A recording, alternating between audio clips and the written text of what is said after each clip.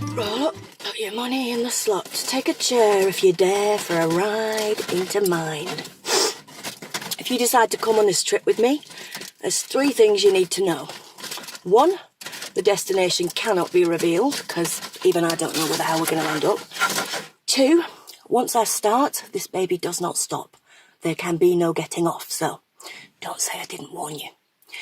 And 3, only nutters can use the N-word. If you're a normal, you cannot call a nutter a nutter, nor can you use the words cray-cray, whack job, psycho, fruit, loon. You get the idea. It's just like the other N-word, yeah? Only if you're black. If you're a nutter and black, I think you can probably say what the hell you like. This trip's going to take you from lucid to loopy, sane to certified, lunch break to full break. Boom. And wherever we end up, I can promise you peaks of paranoia, a few drives into despair and mountains of mania. If you're really lucky, you may get to witness the hilarity that is word salad, or even learn a few steps of the lithium shuffle. It's going to be sick. Really. Oh, and useful, yeah. Because odds are really high that one day it's going to be your turn. I know, crazy. Yeah, because see, according to current stats, which would concern me fucking greatly if I wasn't already in a permanent state of crippling existential anxiety, according to current stats, 1 in 4 out of everyone's going to have a little mental health moment at some point in their lives. And that's only counting the ones who went to see a quack.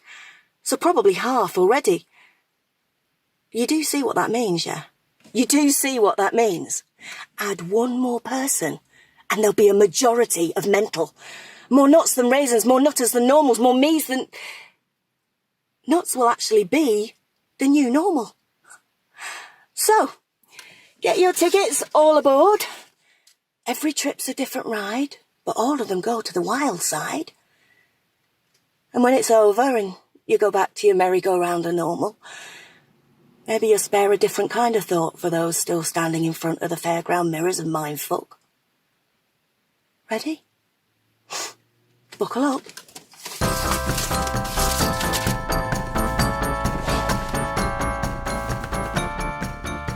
That's me, Lucy Tooty. Just don't, okay? Telling tales to top-nest toddlers. I can't stand kids. I'm not quite sure how this happened. I've always been more Eeyore than Tigger. Though if you come from a financially fucked industrial wasteland that rains 50 weeks of the year, everyone leans more Eeyore. Gloomy's practically genetic.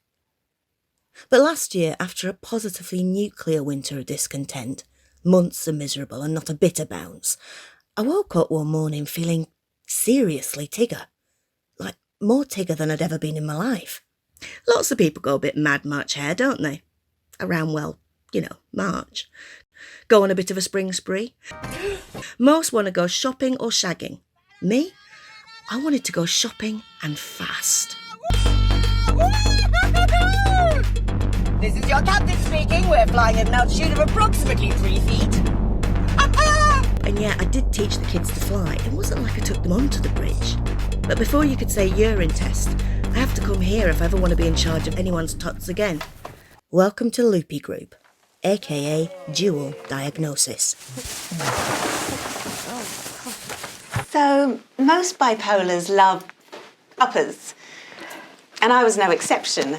My drug of choice was cocaine in copious quantities, which eventually led to bankruptcy, then homelessness, and yet I'm still here.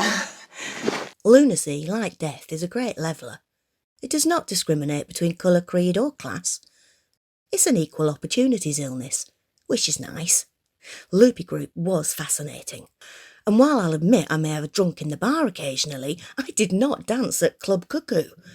I so did not belong here. I have techniques, you know, for when I meet someone new to see if they're real. It's like Millionaire. I phone a friend. I ask to see her on the camera, and then she tells me if they're real. Yeah, it's good, right? It's kind of cool. Right? But Serena, how do you know your friend's real?